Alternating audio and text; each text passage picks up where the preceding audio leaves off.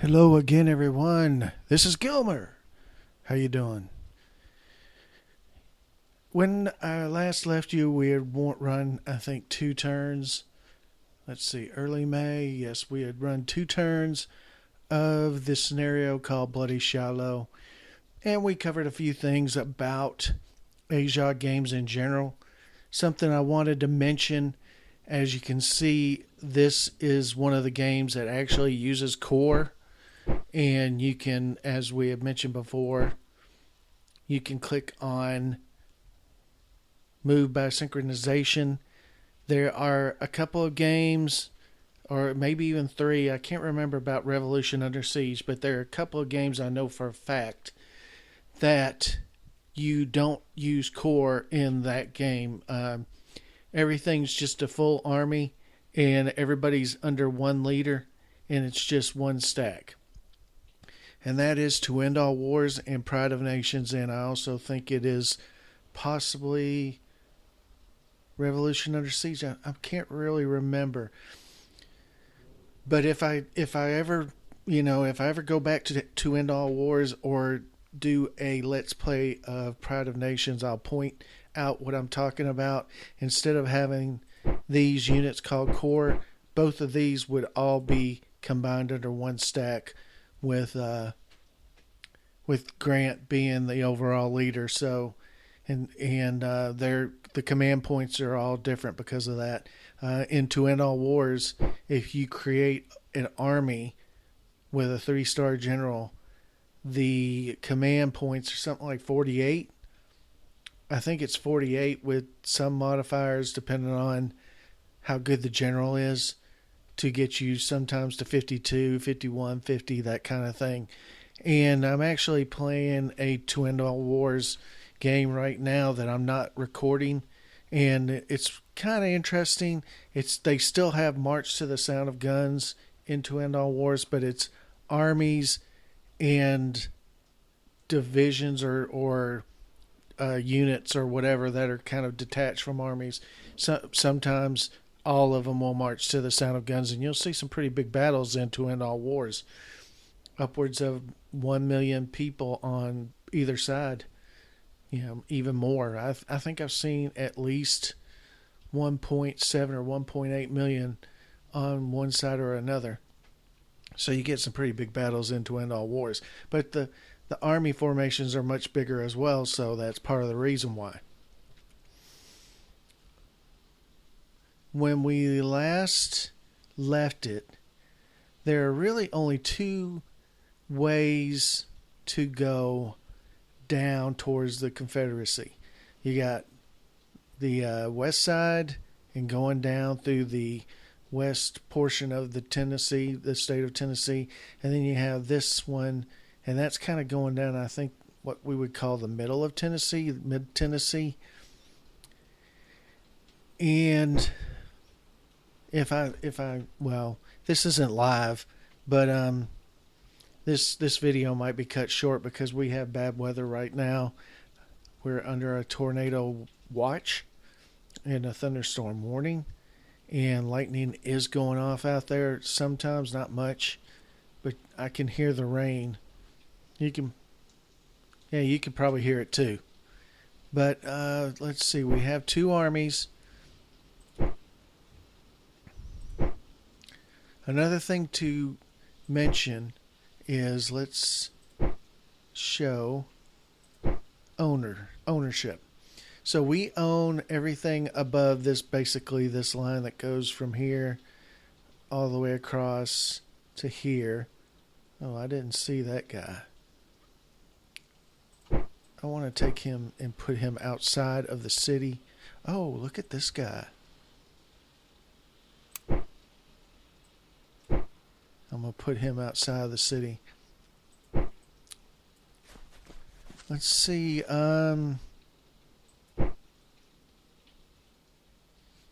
Partisans. Let us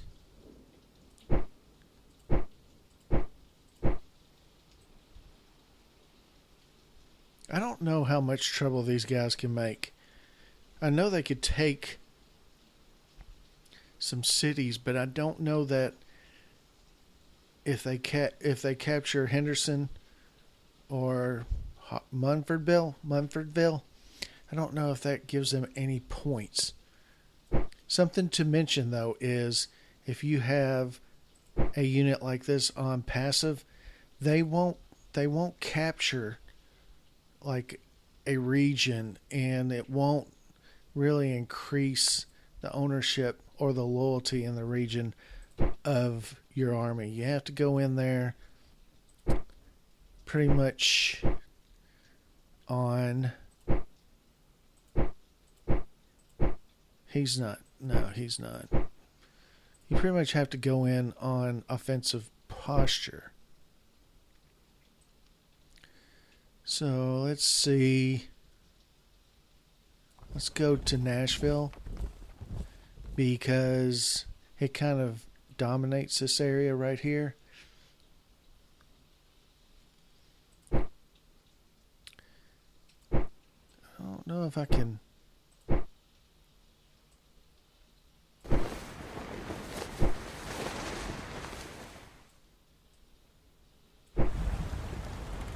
I can block.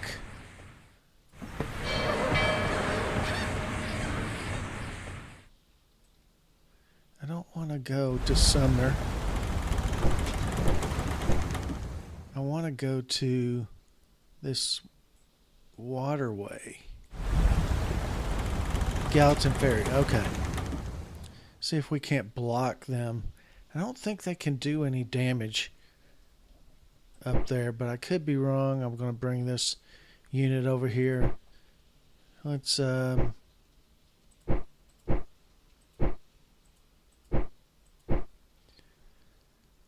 see.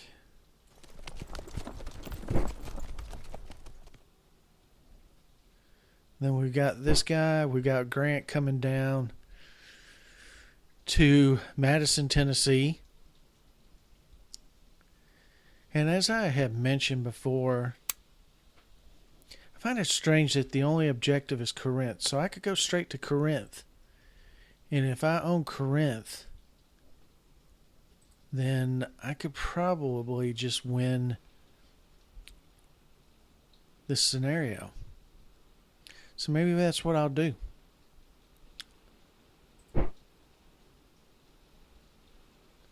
So let's go ahead.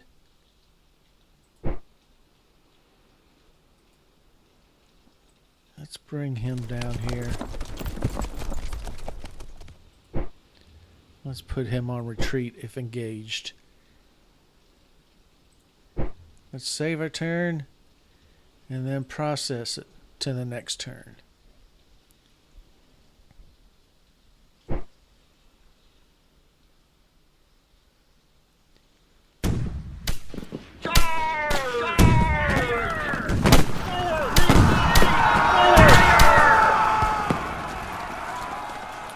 That's weird. I just lost that battle. But he's neither one of the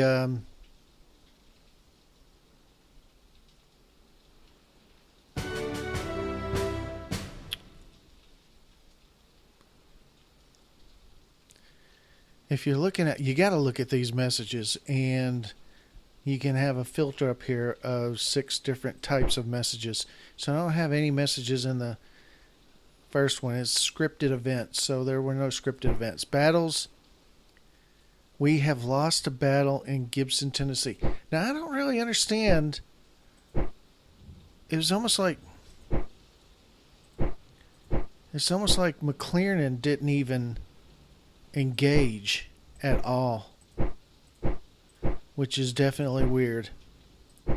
So we lost that. We lost 1 national morale because of it.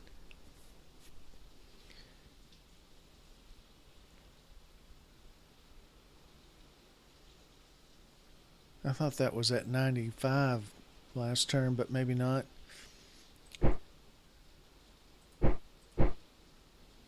Nashville Force.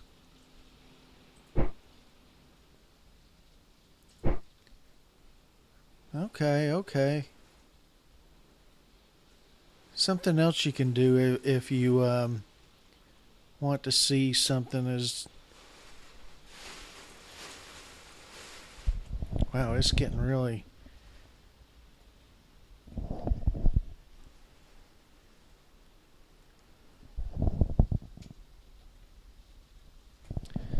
I can't remember how to do this. I used to know how to do this.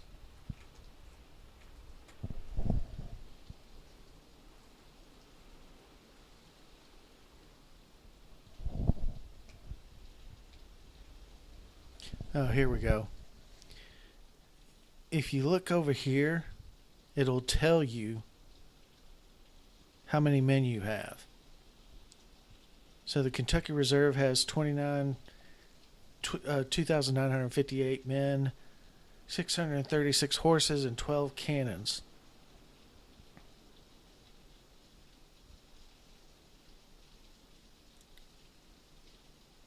And as you can, if you look down here when I'm hovered over this, you can see 1,200, 450 in men, 108 in men, 600 men, 600 men.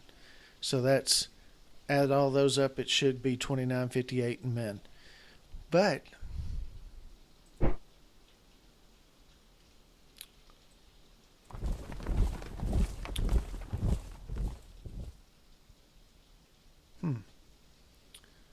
how doesn't make it go any faster?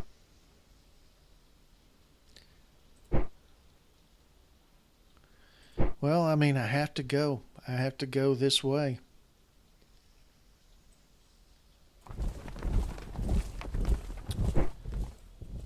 Everybody is active this time, so maybe that was it. Because I know McLaren, I think, was inactive last time, so maybe that was the problem. In either case,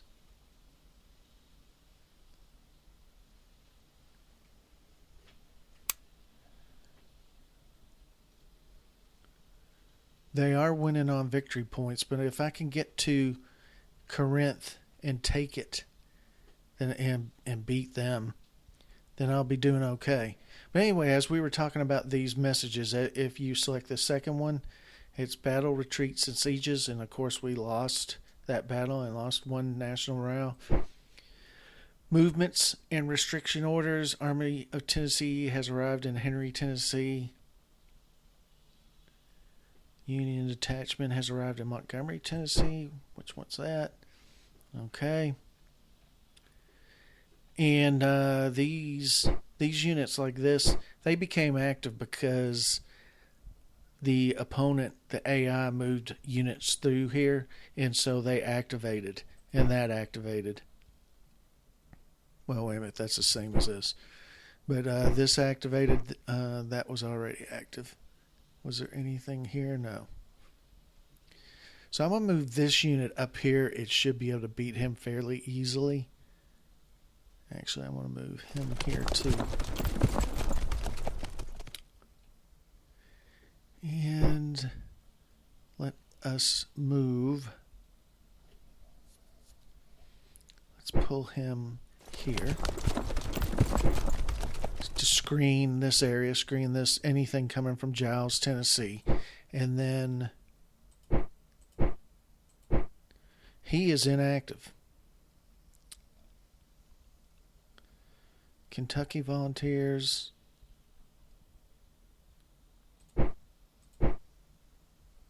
He's inactive. They're all inactive in this army.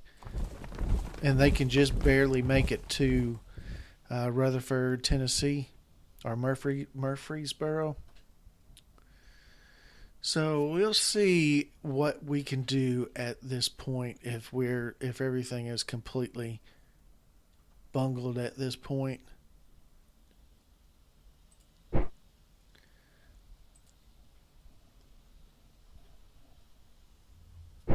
That's a really strong army. Fire!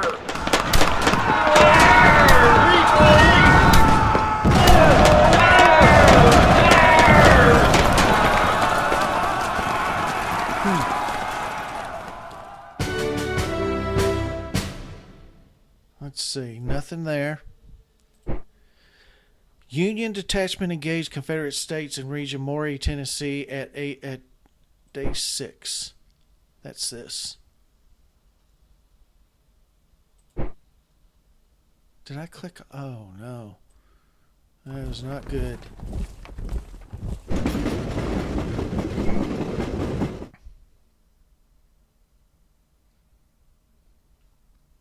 So we won this battle.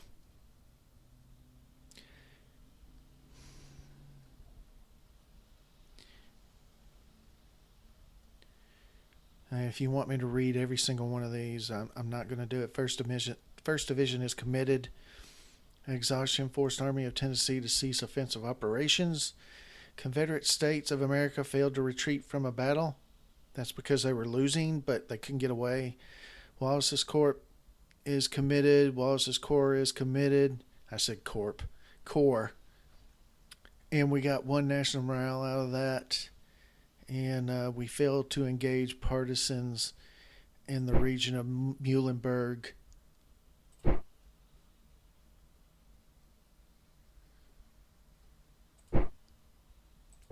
So Kentucky Reserve. As a matter of fact, I think I want to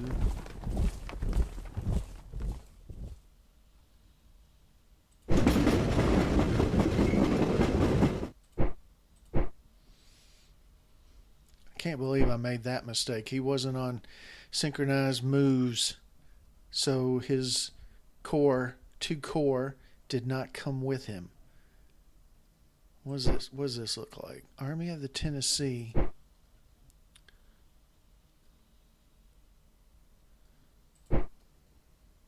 Do I have to? I didn't think I had to click synchronized movement. That's not good. I'm screwing this up. I'm screwing this up big time. I don't think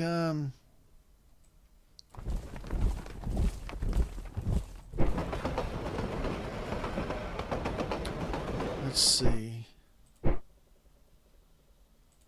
Let's see if we can evade combat, because he's going to put a whipping on me if I don't manage to somehow get out of there. It looks like they've combined their full armies into one big army, which would be very interesting. If I had done that, I'd have been unstoppable. What does this say? He's beat me on combat power. And I've described this before. What this means is when it says combat power 34-0, that means that I'm at 100. Everything's compared to me at 100%. So they're 34% of my combat power, which means they took a lot of hits when they retreated. The second one is naval power, and there's not really any naval to be spoken of in this game, in this scenario, even though I do have a couple of naval forces. They're not really calculating those for me. They've lost 16,000 men. I've lost 19,000 men. That's not good. And I'll probably lose a lot more if we battle with this and he gets severely beaten. Okay, let's go back to the messages. Okay, so we've done those. Union detachment arrived in Maury, Tennessee.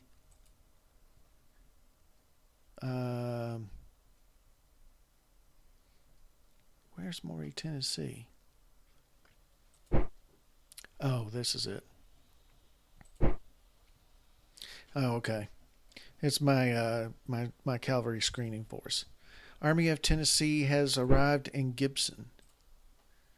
Army of the Ohio has arrived in Rutherford.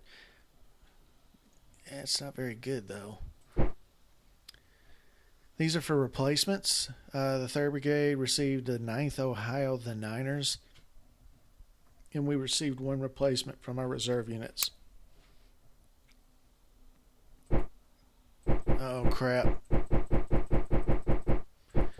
wasn't even thinking about that. I didn't realize I had to do this for this scenario. Alright. Because of an overwhelming enemy presence in the region of Gibson, Tennessee, we have lost 15% control. Well, I mean, I don't think we controlled that before anyway. Supply lack.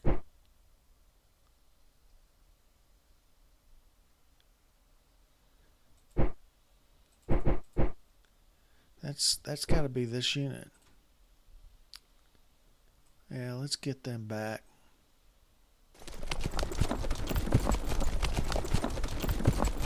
Can we put them? Yeah. Ulysses S. Grant has been blamed for having suffered a defeat before the enemy, but we won the battle. That's funny. We won 2 battles, but he's blamed for having lost. And it can happen. I'm just kind of laughing because we won both the battles, but you will see that. You will see where you've won a battle and won several battles, but yet one portion of the army didn't perform very well, so then they'll say, that the general has been blamed for, suffering a defeat before the enemy. The rest of them are probably all going to get congratulated, but one has been blamed in this situation. This is this scenario is not going very well for me, to be quite honest. What's their morale? Their morale is at 100, which was what they started at. I started at 90, and I'm at 93, but if you're less than 100, I guess the will to fight national resilience adds 1 point to your national morale. I know they have some kind of mechanism in the game for something along those lines. If your morale gets too low, the game will compensate it so that it's not just like a snowball effect. Your morale keeps going down and down and down and down. It gets to a certain point, and if nothing bad happens, it starts coming back up again through nothing that you do, just through national resilience. But let's go ahead and take our medicine, which I do believe I'm about to get.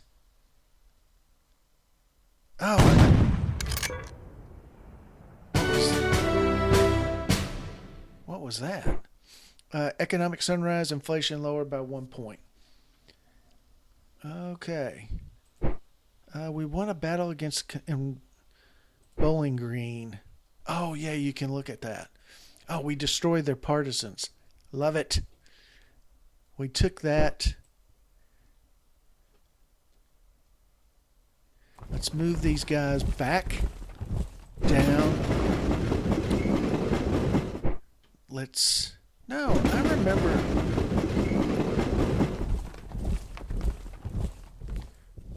Why aren't they? Oh, because that says move by. Oh, boy. I deserve everything I get. Okay, so they are moving with him now. He is active. Actually, let's put him. He is not active, and he's not active. This guy got away. Grant. I say this guy. Grant got away without having a battle. Okay, so everybody is active. Let's click synchronize movement.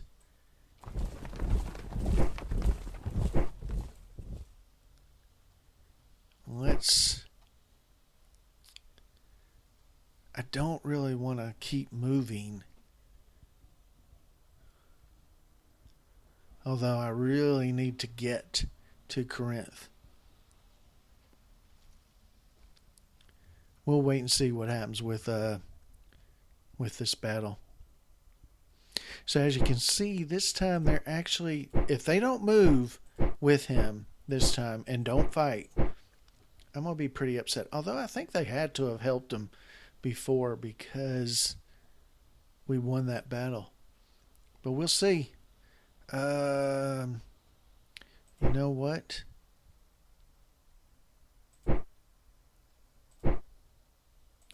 So that's... I'm adding up the power here, so that's 1,200.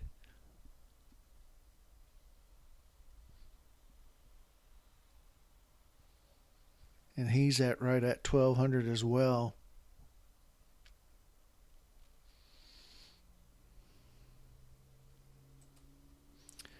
Yeah, there's a good chance. I mean, I got to do it. There's a good chance I'm going to lose that battle, though.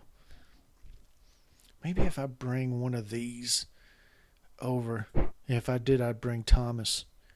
He's much better at defense as well, but I think he's just better than this guy. 212, and he's 236. Oh, yeah, very much better. He's real good on defense. But I really don't have a choice now. I really don't have time to do it. I only have like 2 more months. 4 more turns.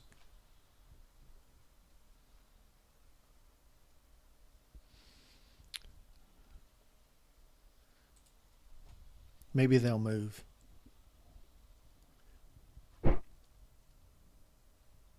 Oh my God.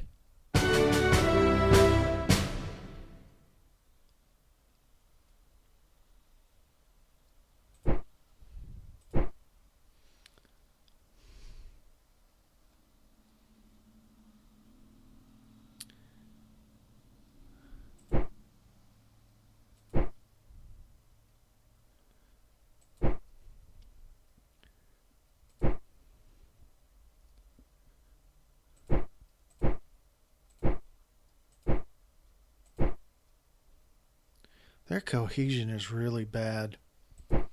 So that's another thing to worry about in these, is that you really don't have time to rest your men up. So you're pretty much... See, that's weird. How did he make it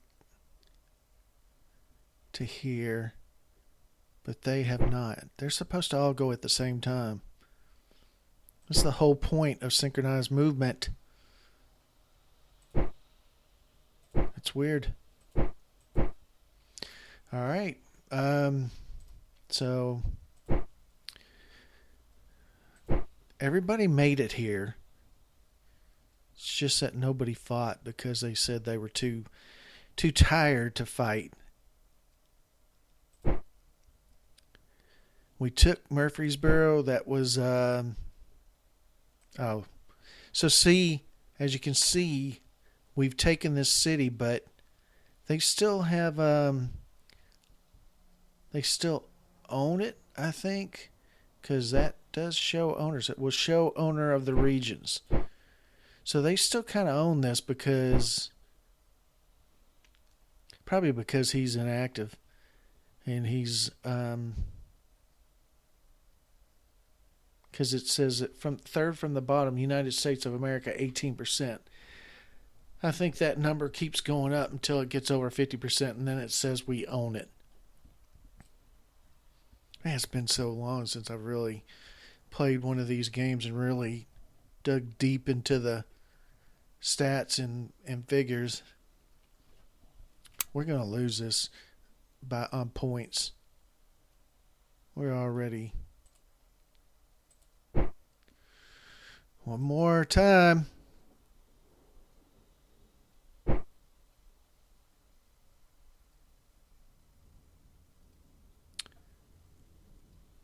We retreated.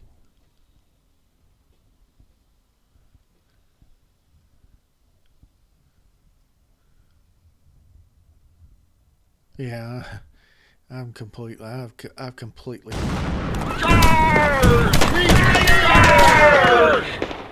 Oh crap!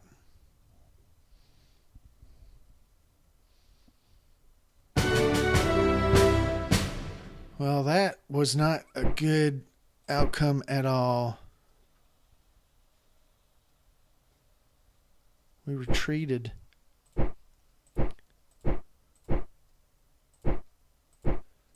Don't really have time to rest you guys. Sorry. But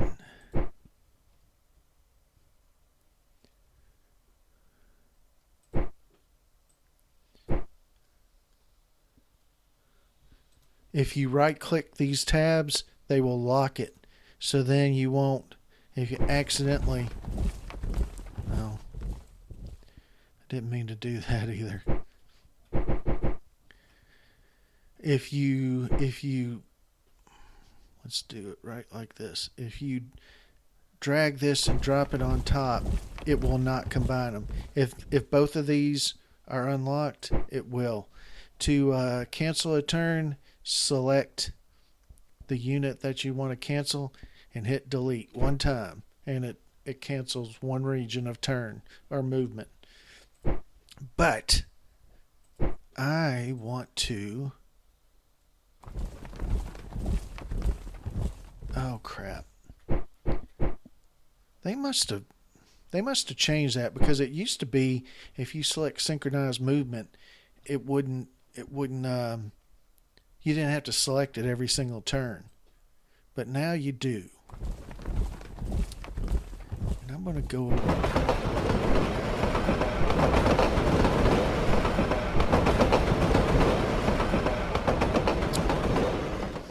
It still says 19 days.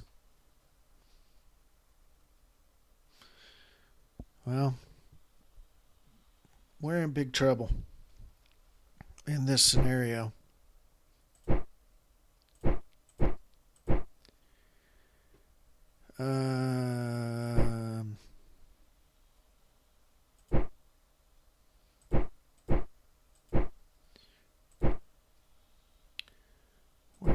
Where is? Oh, you know what happened? I can tell you what happened right now.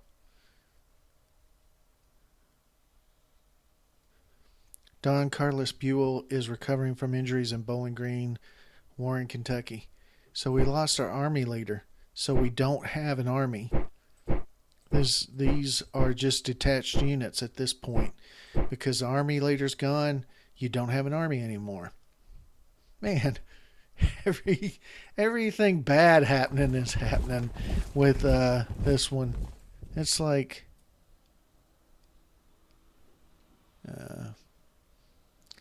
I'm going to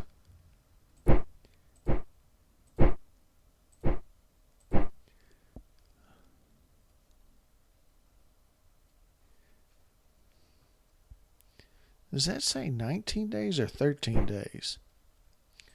Looks like 19. That says 18. Well, this has really not gone well.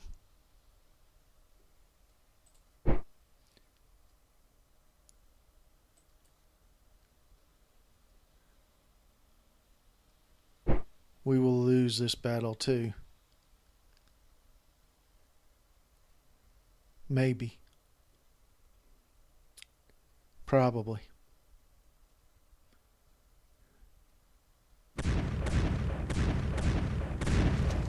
Oh, they just retreated. Yeah, see, I lost.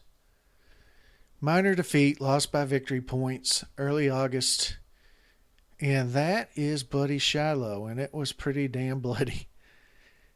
I couldn't do anything right. Of course, it didn't help that every time I moved these guys to attack, they retreated and said we're too exhausted.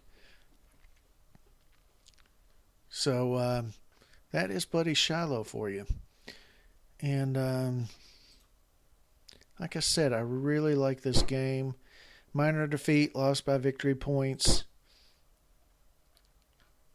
See, it seems like every time we got to the point where we might fight somebody, they just retreated. And I know that part of the reason they retreat is because they're low on cohesion, but you only have 8 turns. And couldn't really get them rested up.